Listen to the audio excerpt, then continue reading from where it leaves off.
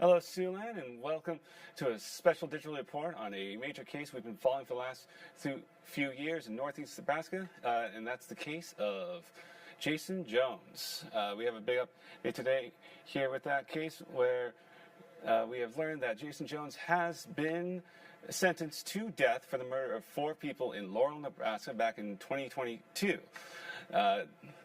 That sentencing came just this afternoon, and for those of you not familiar with it, Jason Jones was found guilty of murdering 4 people in Laurel. That was Michelle Ebling, then 3 members of the Twyford family, Dana, Jean, and Janet, were all members of the community who were shot and killed back in August 2022.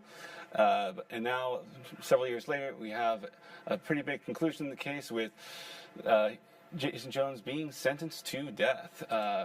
In court today, we had KTIV's own Katie Koppel, let me bring her up here real quick, who was there and has been following this case for quite some time.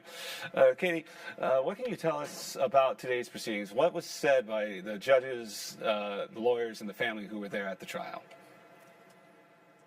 Yeah, this really has been a nearly 4-year-long journey, and I've been with it since the beginning. And it did come to a close, so to speak, today here in Cedar County. I'm right outside the Cedar County Courthouse here in Hardington, Nebraska.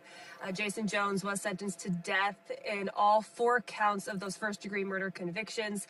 He is also facing convictions of 4 felony counts of use of a firearm to commit a felony, and 2 charges or convictions of second-degree arson, as he did set those 2 homes on fire when he did commit those crimes back in August of 2022. So today, after about 5 months following a mitigation hearing for the death penalty, which comes when the trial court judge, which is District Court Judge Brian Meismer, and 2 other randomly selected Nebraska District Court judges, they sit on a panel and they hear from both attorneys. This happened back in November of 2025 about whether or not they believe Jason Jones deserved the death penalty or life in prison. That were his only 2 options. And that sentence was officially handed down today. And he has been given the death penalty in this case on all 4 murders. That makes him the 12th individual in Nebraska to be put on death row currently in the state. And Katie, you went over the process there, very long process, a lot of testimony and so on.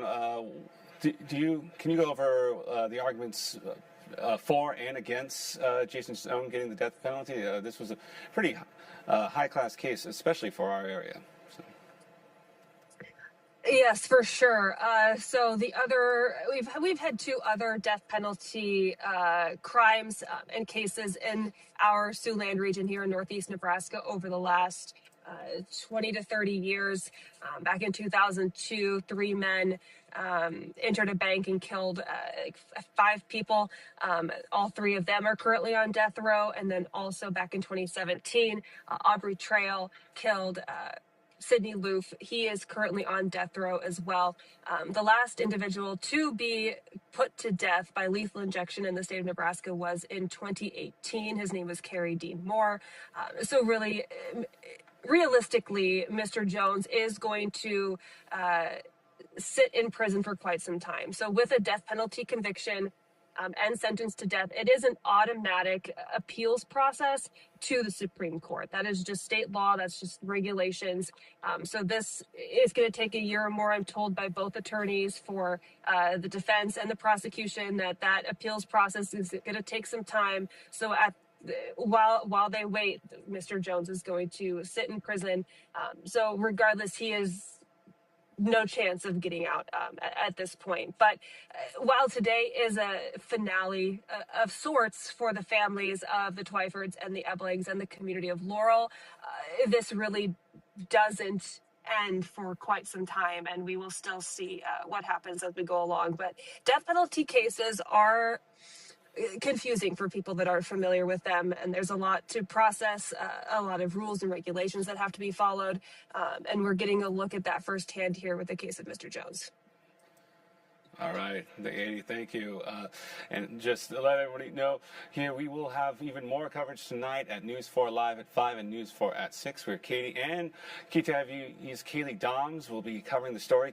Kaylee has been spending her day in Laurel, hearing from the community. We'll have comments from members of the community who have been there since this happens, and even a firefighter who was one of the people who responded to the scene. So be sure to tune in later tonight, and thank you for joining us.